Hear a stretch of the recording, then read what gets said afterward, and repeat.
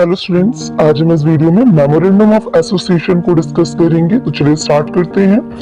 तो during incorporation registration of the company two primary documents are required along with other documents.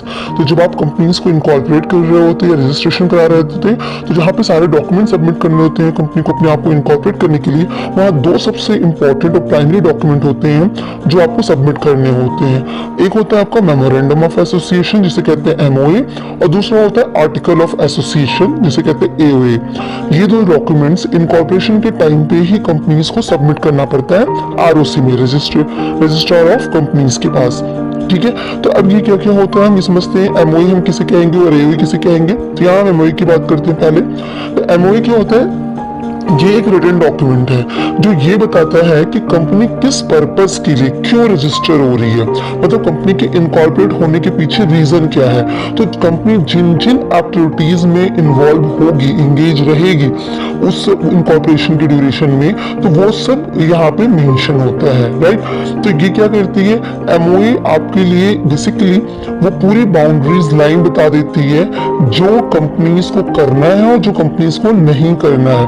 मतलब एक limits आपको set कर दी जाएगी कि बियॉन्ड विच आप वर्क नहीं कर सकते हैं। ठीक है, ये बात आपको कहां से पता चलेंगे, एमओए। मतलब आप उस ये क्या है, मतलब रिटन डॉक्यूमेंट है ना, तो आपने एक फाइल ली, उसमें अपनी बातें लिखी कि जो हम ये एसोसिएशन कर रहे हैं, ये जो कंपनी हम फ्रेम कर रहे हैं, वो कंपनी इस पर्पस के लिए फ्रेम हो रही है। ठीक है, वो ये वर्क करेगी, ये वर्क करेगी। तो ये जो चीजें हम मेंशन करते जा रहे हैं ना, वो सब एमओए ही कहलाएगा। उसको इन शॉर्ट हम क्या बोलेंगे, मेमोरेंडम ऑफ एसोसिएशन बोलते हैं। तो यहाँ पे क्या होता है कि कंपनीज को फॉर्म करने का जो मेन पर्पस है वो आउटलाइन होता है, मतलब किस रीजन से हमने इस कंपनी को फ्रेम किया है, वो ऑब्जेक्ट, वो सारी चीजें, कंपनी की पूरी डिटेलिंग इस डॉक्यूमेंट्स में मेंशन होती है।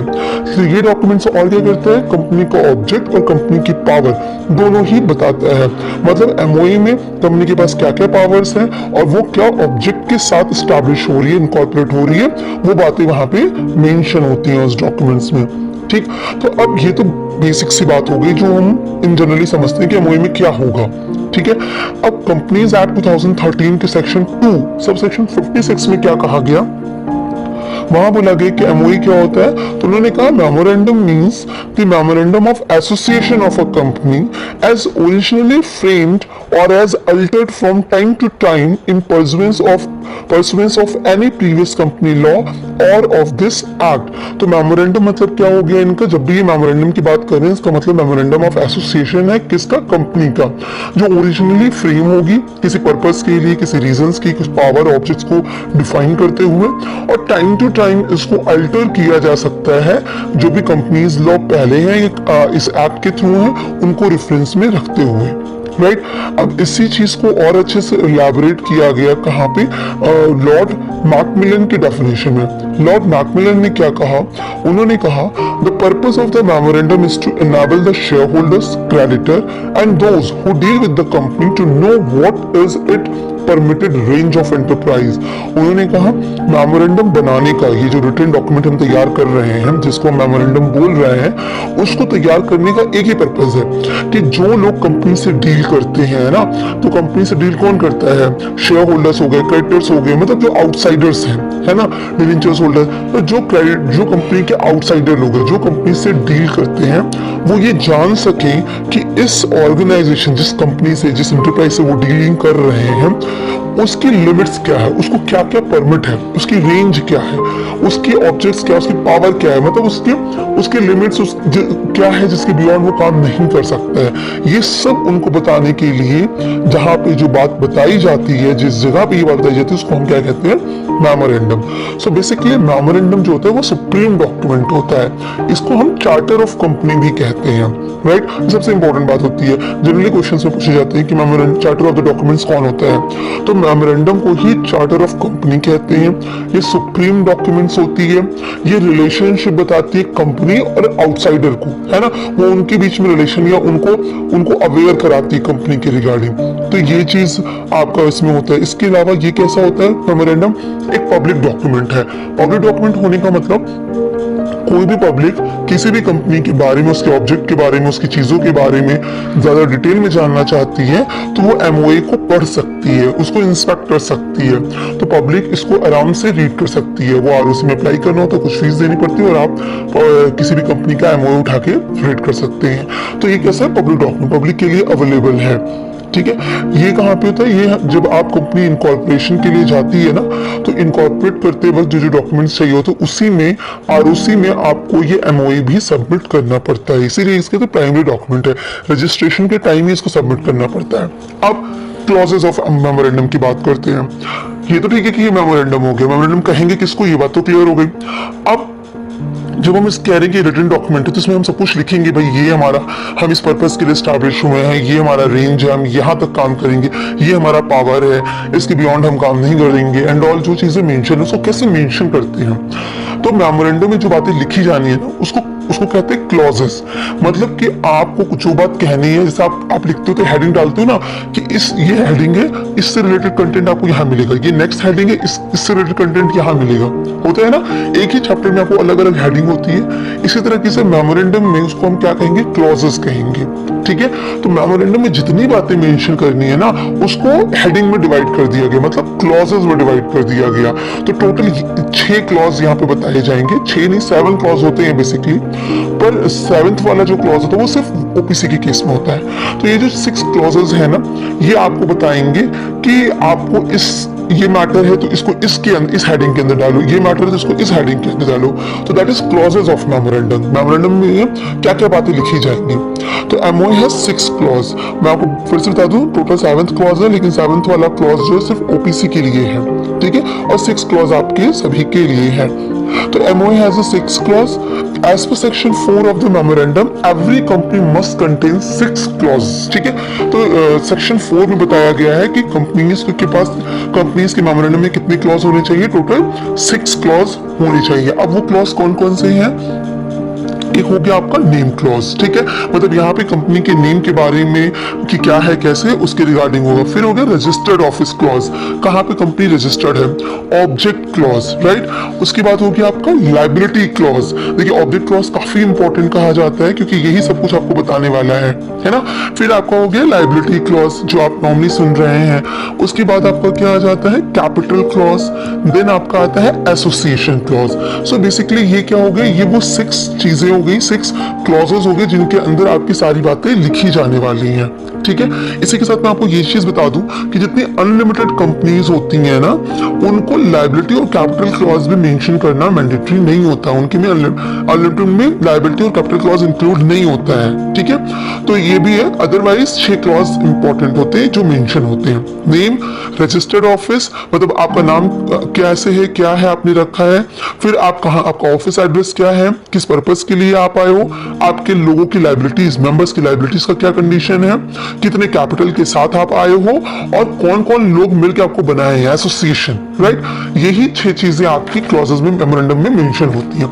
हम एक एक करके एक एक को अच्छे से समझ लेते हैं। पहली बात करते हैं नेम क्लॉज की। तो नेम क्लॉज क्या कहता है आपका कि the memorandum of every company must state the name of the company. Memorandum में ये बात लिखी जानी चाहिए कि आपकी कंपनी का नाम क्या है। ठीक है, अब जहां पे लिमिटेड वर्ड लगाना है तो वो लिमिटेड वर्ड लगना चाहिए। पब्लिक है तो पब्लिक, मतलब पब्लिक लिमिटेड के केस में लिमिटेड लिखेगा जाएगा, प्राइवेट लिमिटेड है तो प्राइवेट लिमिटेड लिखा जाएगा। तो आपका जो पर्टिकुलर नाम के साथ अटैच होने वाला है वो चीज भी वहां मेंशन होना चाहिए। ठीक है, प्राइवेट लिमिटेड है, पब्लिक तो प्राइवेट लिमिटेड कंपनी में प्राइवेट लिमिटेड और पब्लिक लिमिटेड सिर्फ लिमिटेड, ये सब वहां पे मेंशन होना चाहिए, राइट। नेम क्लॉज में एक चीज और इंपॉर्टेंट है जो मैं आपको बता दूं कि जो नेम क्लॉज होता है उसमें क्या होता है कि लोग, आप कुछ स्पेसिफिक नाम होते हैं जो प्रोहिबिटेड होते हैं, आप उनको नहीं ले सकते। जैसे यूएनओ हो गया है ना, आपके नेशनल फ्लैग के रिगार्डिंग हो गया, प्राइम मिनिस्टर्स हो गए, महात्मा गांधी हो गया, इनसे रिगार्डिंग यूएनओ, WHO, इस तरह के नाम प्रोहिबिटेड है। आप इन सब का नाम नहीं इस्तेमाल कर सकते हैं। इवन दो आप, ये भी होता है कि आप जो है अपना कुछ अगर स्पेसिफिक नाम सोच रहे हैं तो उसको रिजर्व भी कर सकते हैं। रिजर्वेशन ऑफ नेम भी आपका है कि आप सोचते हो कि कल को बिजनेस करेंगे लेकिन मेरा नाम आज से ही रिजर्व या कोई और वो नाम ना ले ले, तो ये सब नेम क्लॉज के अंदर आ जाता है। देन नेक्स्ट है रजिस्टर्ड ऑफिस या डोमिसाइल क्लॉज। ये बताता है कि कंपनी का एक रजिस्टर्ड ऑफिस होना चाहिए, है ना। तो वो रजिस्टर्ड ऑफिस का क्या मतलब होता है कि जैसे आप कहते हैं ना आपके घर का एड्रेस, तो जब आप कंपनी बना रहे हो तो उसका एक अपना एक ऑफिस होना चाहिए। ये ऑफिस कैसा होगा कि जहां पे कंपनीज के जितने भी स्टैट्यूटरी बुक्स हैं वो वहां मेंशन होंगे, मतलब उनका रजिस्टर्ड ऑफिस उसे हम कहते हैं। मतलब एमओए में जिस ऑफिस का एड्रेस मेंशन होगा वो क्या कहलाएगा, रजिस्टर्ड ऑफिस कहलाएगा। तो जितने भी जैसे कहते हैं ना कॉरेस्पॉन्डेंस, जितनी भी चीजें होंगी, जो भी डॉक्यूमेंट्स वगैरह आएंगे वो सब वहीं पे आएंगे, और जितने लीगल डॉक्यूमेंट्स है, स्टैट्यूटरी डॉक्यूमेंट्स है, वो वहीं पे होंगे।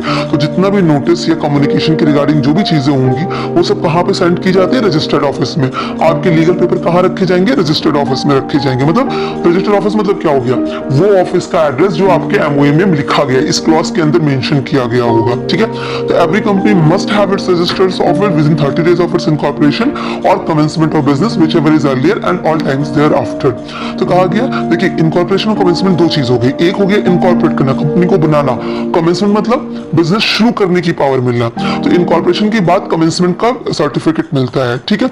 इनकॉर्पोरेशन ये बताता है कि कंपनी बन गई, है ना, कंपनी इनकॉर्पोरेट हो गई। अब कंपनी काम करना शुरू करेगी, वो कौन देता है, जैसे कमेंसमेंट का सर्टिफिकेट मिल जाता है। तो कहा गया कि कंपनी के पास रजिस्टर्ड ऑफिस होना चाहिए 30 दिनों के अंदर।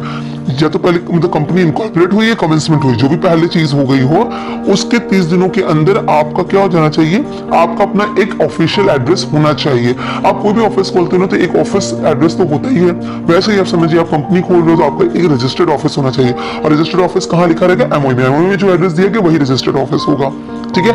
नेक्स्ट बात करते हैं ऑब्जेक्ट क्लॉज की। तो ऑब्जेक्ट क्लॉज सबसे इंपॉर्टेंट क्लॉज होता है। ऑब्जेक्ट क्लॉज मतलब क्या, आपकी कंपनी, मेमोरेंडम का मेन मतलब यही है कि हमारी कंपनी स्टैब्लिश क्यों हुई है, और मेमोरेंडम पढ़ के इंसान को सब पता चल जाता है। पब्लिक डॉक्यूमेंट्स में इसीलिए रखा गया ना कि इसको पढ़ने के बाद आपको पता चल जाएगी कंपनी का रियल नेम क्या है, कंपनी किस पर्पस के लिए आई है, उसका ऑफिस कहाँ पे है, आपको सब चीज पता चल जाने वाली है। कौन लोग मिलकर एसोसिएट होकर इस कंपनी को बनाए, सब बातें आपको मेमोरेंडम से पता चल जाती हैं, ठीक है। ऑब्जेक्ट क्लॉज क्या कहता है कि the memorandum must state the object for which the proposed company is to be established। जिस कंपनी को आप इनकॉर्पोरेट करने जा रहे हो, जिसका डॉक्यूमेंट आप एमओए दे रहे हो, उसके ऑब्जेक्ट क्लॉज में ये बात मेंशन होगी कि ये कंपनी हम किस वजह से बना रहे हैं, हमारा ऑब्जेक्टिव क्या, हम क्या काम करेंगे। तो object should not be against the policy of constitution. Important बात क्या है कि आप अगर अपना ऑब्जेक्ट बता रहे हो कि हम इस पर्पस के लिए स्टैब्लिश हो रहे हैं, तो आपका ऑब्जेक्ट, आप जो काम करना चाह रहे हो, वह ऐसा नहीं होना चाहिए कि आपके जो कॉन्स्टिट्यूशन है उनमें जो पॉलिसीज मेंशन है उसके खिलाफ हो, है ना। तो जैसे कि आप क्या कर रहे हो, अनटचबिलिटी को इनकरेज कर रहे हो, लाइक अनटचबिलिटी मतलब छुआछूत, जैसे डिस्क्रिमिनेशन करना। तो आपका ऐसा कोई भी ऑब्जेक्ट नहीं होना चाहिए जो डिस्क्रिमिनेशन को इनकरेज कर रहा हो। जैसे एग्जांपल लेते हैं, जैसे कि मतलब बहुत पहले की बात करें तो जब हमारे पास ब्रिटिश रूल था, तो रूल क्या था कि Indians and dogs are not allowed. Hotels में, रेस्टोरेंट्स में, जितनी भी बड़ी बड़ी चीजें होती थी, वहां पे एक बोर्ड लगा दिया जाता था कि Indians and dogs are not allowed. ये क्या है, ये अनटचबिलिटी को है। मतलब अगर आप एक होटल हो, आप एक रेस्टोरेंट हो और आपने है किसी भी रिगार्डिंग, तो आप किसी को डिस्क्रिमिनेट कर रहे हो, आप बता रहे हो कि आप अलग हो, तो आप ये चीज क्या हमारे कॉन्स्टिट्यूशन में बिल्कुल बाहर है। ऐसी बात हम अलाउ नहीं करते कि किसी को भी डिस्क्रिमिनेट कर रहे हो आप, उसकी कास्ट के बेसिस पे या किसी इलनेस की वजह से। जैसे होता है ना, बहुत सारी बीमारियों को लोग, डिसीजेस को लोग कहते हैं कि ये अनटचबिलिटी को छू देंगे तो हो जाएगी, तो ये चीजें गलत है। तो इस तरह से डिस्क्रिमिनेट आपको कोई भी ऑब्जेक्ट ऐसा नहीं हो सकता है जो कि किसी भी तरीके से किसी को डिस्क्रिमिनेट कर रहा हो, राइट। नेक्स्ट स्टेप का होता है, जो चीजें आपको ऑब्जेक्ट क्लॉज बनाते वक्त ध्यान रखनी चाहिए। तो एक तो ये कि वो कॉन्स्टिट्यूशन की पॉलिसी के खिलाफ नहीं होना चाहिए।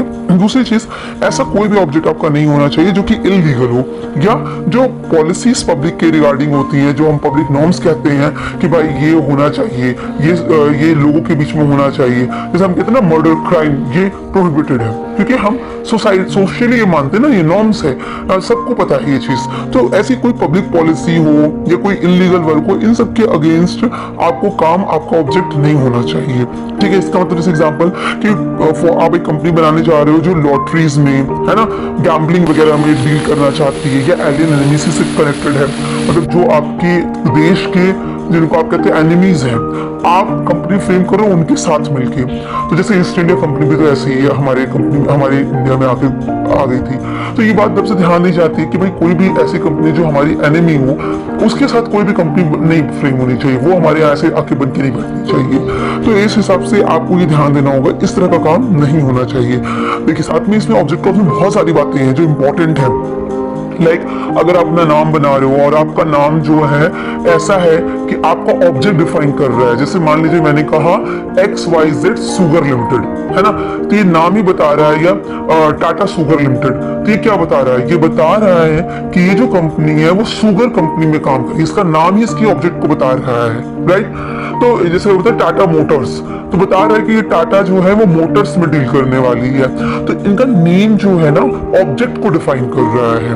अभी ऐसी कंपनीज इस ऑब्जेक्ट जो नेम में इनके बताया जा रहा है इसके अलावा कोई काम नहीं कर सकती है। लाइक XYZ सुगर लिमिटेड है तो वो सुगर में ही काम करेगी, इसके अलावा कोई काम नहीं कर सकती क्योंकि इसके नाम में ही ऑब्जेक्ट डिफाइन हो गया। वहीं पे ऐसे होते हैं जैसे XYZ एंड सन्स लिमिटेड, मतलब क्या हो गया, ऑब्जेक्ट डिफाइन नहीं हुआ इसके नाम पे, तो ये एक से ज्यादा ऑब्जेक्ट में काम कर सकते हैं, उनके पास एक से ज्यादा काम के लिए तरीके ऑब्जेक्टिव्स हो सकते हैं।